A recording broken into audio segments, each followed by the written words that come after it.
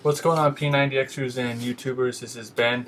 Um, this is like part 2 to the other video I just made. There was some stuff I wanted to add in there, but I didn't have enough time, so here we go. Like I was saying before, you need to make sure that you eat plenty of food. Like Michael Phelps, I mean, this guy eats 8 to 10 to 12,000 calories, 15, I don't know, thousands of calories a day. And he's not even fat. The reason why is because he burns it off. So it's the same thing applies to the P90X person. You need to consume food in order to burn fuel and use it as fuel. Now, it all depends on the right kind of food. You shouldn't be eating McDonald's cheeseburgers 3 times a week or 3 times a day and expect that to burn off. No, you have to pick the right food, right fuel for the right time. So there's a couple of things I said in my last one, like you have about a window of 3 hours after you work out to get a good meal in. And this is why, this is Muscle and Fitness, and this is what one of the doctors wrote. The question was posted.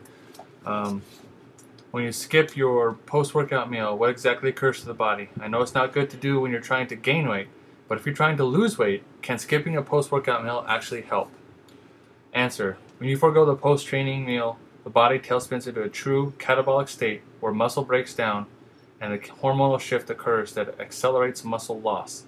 This in turn triggers a metabolism to become more lethargic, thereby making fat loss somewhat of a challenge. In short, when you skip your post-workout meal, you're actually doing the opposite of what you're hoping for. You end up burning more muscle, not body fat. You should never skip post-training nutrition. You can cut back on the calories or carbs at other meals, but when you consume immediately after workouts, ought to be substantial. 40 to 60 grams of protein, preferably fast-absorbing such as whey powder, and along with 40 grams of fast-digesting carbs at a bare minimum, out to 100 grams depending on how hard you trained. So never ever skip a meal after you work out. The other one that I thought was really interesting that kind of ties into that one was myth of the month.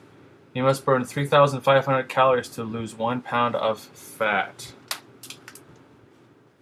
Well, the math says 3,500 calories compromises 1 pound of fat. The real truth is that you have to burn 3,500 calories without compromising your metabolism.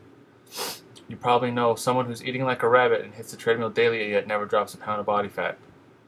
Why the fuzzy math? In one word, overkill. Too few calories and excessive expenditure creates a metabolic breakdown using a slower metabolic rate. So basically you need to keep food in your system as fuel to keep your metabolism up. I've said that a million times, and I really hope that people understand. You don't stop eating, you continue to eat. Actually, you kind of eat a little bit more because you're burning it off a lot faster. So that was pretty much what I had to say that I wasn't able to get in on the first one. There's nothing much more that I wanted to say except for just make sure that you eat food, because you can't get by without eating any food. You can't just stop eating and then expect you to lose weight. It doesn't happen that way. It actually eats away at your muscle and doesn't do you any good. There was one more thing in here. No? I think that's it. So I hope this part 2 helps, and talk to you guys later.